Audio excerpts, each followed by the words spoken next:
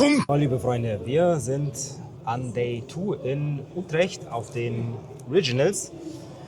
Ja, ich habe für euch, wie versprochen, eine interessante Deckliste dabei. Der junge Mann hat es bis in die Top 31 gehabt mit einem Deck, ja, was jeder für tot gehalten hat. Wir schnacken aber nicht lange, wir springen rein. Hallo Juris. Hi. How are you? I'm doing great. Yes, okay.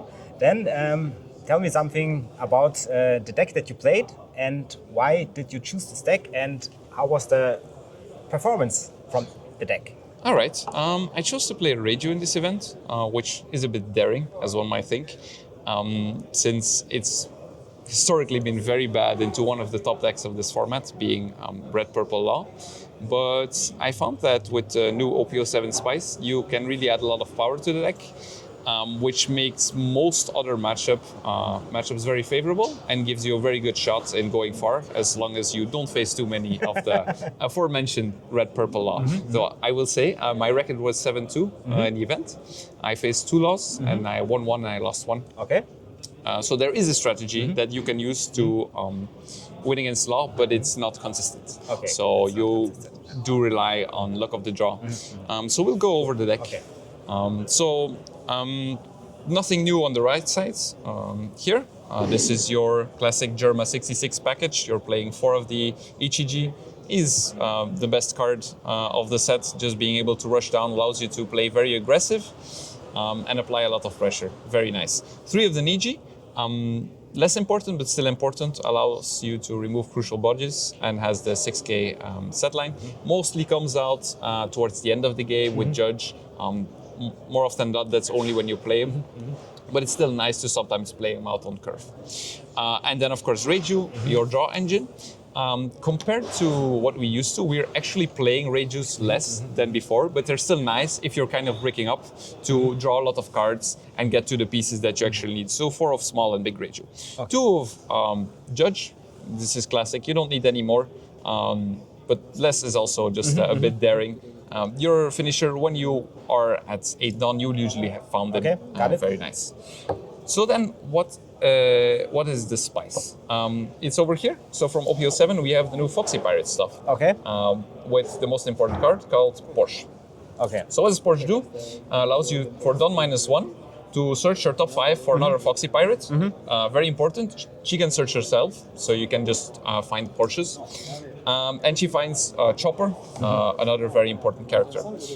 After that, within the same effect, you're allowed to play a purple character with power 4,000 or less, meaning any of the small babies, basically. Yes. ECG, Niji, or Reiju, though mostly you're going to be using it for ECG, from your hand for free. Basically then allowing you to cheat out 7-cost ECG on a 3-don body.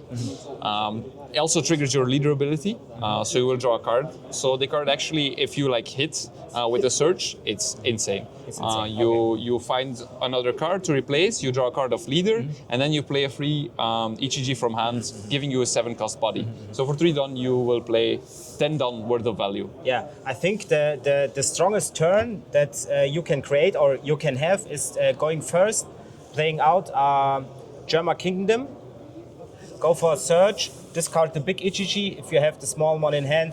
In the next turn you play the Porsche, then you search for, I don't know, something, play the small ECG from hand and then the big one from trash, and you have a 10 don board on turn 2.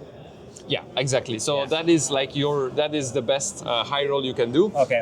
I must say, I only did it once at my entire 2 days, both the main event and today this event. Only just succeeded once in doing that. Okay. So it's not something that happens often, but when it happens, it's usually just game over. There is not a single deck that can deal with this amount of pressure this early. It's not possible. But yes, that is the high roll that you want to get. The nice thing about Porsche is the flexibility, because yes, you can do this line, but depending on what you have, you might also just want to play out a little chopper. which gives you your done back. Very importantly, Chopper says if your number of done cards is equal to or less than your opponent's, you get a rested done back, which allows you to manipulate the amount of done you have in the mid game way more, allowing you to set up for judge in turns where your opponent does not expect that you can. For instance, you're at 5 done, your opponent expects that it will take 2 turns to judge, but you're on your 5 done, you just attach some done, swing and play Chopper. Suddenly you go to 6, next turn you're at 8 and you threaten judge. So he's a very key inclusion. Also, the fact that he's a blocker, a 2-cost blocker that you can easily play out, makes it very good against big decks such as Bonnie and Black-Yellow Luffy, who will just like swing for very high numbers, and then this guy is happy to take the bullet for you. What else do we need? Of course, we do need for stage. Didn't go over this card yet, but it's pretty much an auto-include. And you're, sorry for interrupting you, you're happy with the ratio 4 and 2? Yeah, it's I'm enough? very happy with this ratio. So because the Porsche allows you to start hands without having either the event or the stage, and you can win games off of just starting turn 2 Porsche, digging for cards, like that and going from there. You don't always need the event, and the event was never really good. It's just there to add consistency. Like, you don't want to draw this in the late game. It doesn't do a lot for you. It's basically to find your pieces in the early game, but Porsche helps you as well by just seeing more cards. So 2 of the event is more than enough. I would never code down anything of the German Kingdom, of course, because that card is crucial. So then 2Ks, what are we running for 2Ks? We're only running 8 2Ks, and none of them are particularly powerful. The only reason we are running them is to search. Because once your engine is online, you just want to have the smoothest turns possible, and searchable 2Ks and allow that. You can make points for running more powerful 2Ks, such as the Sanji blocker or Kaya, which will help you more in awkward positions. But running searchable 2Ks makes it so that once you have stage and anything, you're running super smooth and you control so much, and it's very hard to lose the game from there. So which ones are we running? We're running 2 times Gina, which is a Foxy Pirates 2K, so searchable by Porsche. Which ends up being really nice if you actually find something of Porsche. And then the Windsmoke German Kingdom 2Ks, which are Sora and the new Sanji from the Pirates Party with the new Sakazuki. Nobody cares about the new Sakazuki, but this guy is kind of nice. His effect is irrelevant. It's you're never going to use this. But he's a searchable 2K off of the event and the stage. And that's just very nice. It makes it so that in the late game you can more reliably just pitch a 1K to search for top 3 for a 2K with the stage. That leaves it with only 4 cards remaining in the middle. Why are we playing 2 pudding and 2 queen? Well, 2 pudding is just insane in any deck that tries any control matchup. Yeah, any control matchup. Against the Black Yellow Luffy, even against like Lucci, if they try to aggressively take life, there are sometimes lines where you will be like, oh, I'm at 6 done, I have 2 spare done. You know what? I will just swing 7 life first. They're probably going to take, and then you punish them with a pudding. So the flexibility of the card is good. Also, if they just counter out, then you can do other things with the done. But just having the threat is very important and very, very necessary for the deck, because you're playing so aggro and you want to punish your opponent for taking life. And then Queen. What can you say? This card has been good since start. Just insane in this deck. You draw 3 because of the Reiju, of course. Well, first draw to discard 1, but then drawing an additional card. It's a blocker. It's a good body. It works in the law matchup. You can still play it and activate its effect regardless of at how much done your opponent is. Yeah, this card is just good. I like it in too many matchups that I would consider cutting it. In the Black Yellow Luffy matchup, in the late game, it can come down clutch as an additional blocker. Just too flexible. That's about all the cards. So, yeah, when I look over the list, I see the list is pretty tight and there are not so much flex spots. But after day 1 and day 2 today, is there any card that you would cut off and replace it? Or do you say, no, this is the perfect Reiju list for OP07, I'm gonna grind this one till 08 comes out? I would personally play the list as is. I have refined this list for 2 months now, and I prefer it like this. That's why I said the things you could change personally. If you feel like maybe you're breaking too much, change Dinas out for 2 Kayas. If like you feel like, I need more consistency, that's in my early game, that's how you can get that.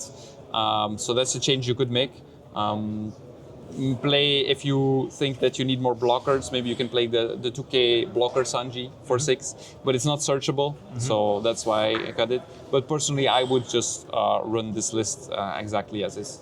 Okay. I like it a lot. Then we talked about your worst matchup, that's RP Law, how the matchups are against another leaders. The most interesting matchup is the Black-Yellow Luffy matchup, because I feel like it is very 50-50. You have the pudding to punish them, but sometimes they ignore it and you don't have it, which sucks very much. Your main strategy is to prepare for the late game. You cannot play slow against the deck because your late game is not phenomenal in terms of aggression. It's phenomenal in terms of value, meaning you will draw a lot of cards, you can counter for a lot, but that's not really what you need against Black-Yellow Luffy. Against Black-Yellow Luffy in the late game, you need like very hard punches if you go for a starve strategy. So this deck can't afford that. Plus you do have the pudding to actually punish him for taking life.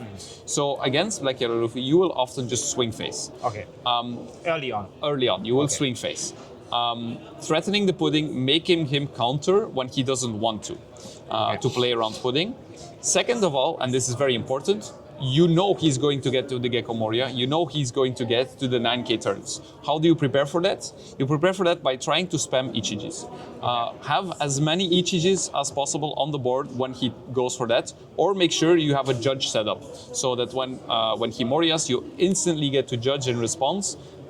And basically he needs to have a second Moria, and then because you have still so many big characters, you have preferably multiple Ichijis and judge, you can actually pressure him during his second Moria turn, enough that he has to give almost his entire hand, has to swing for game, doesn't get there because you've been playing very defensively with the choppers, with the queens, and not taking too many life swings, and then you kill him the turn after. Okay. That is the game plan. It works about 50% of the time, is what I find, because like I just played a game, the last game of the pudding side event, in the finals, I lost it because I didn't get to the Ichijis. I found Porsches, but spamming your board with 5Ks does nothing against him. It's irrelevant because he's going to go to 7 to 9K, so those bodies need too much done to be efficient to swing, so you just want Ichijis and judge.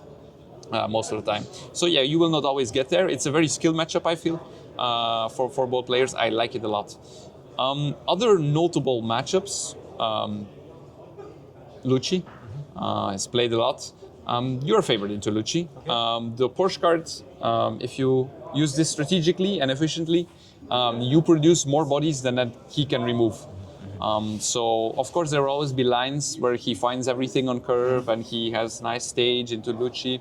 Very important if you, for instance, turn 2 or want to go for Porsche and he has not trashed anything yet, don't swing into him, don't give him the card in discard so he can Lucci off of leader ability for sure. and just do that. Okay.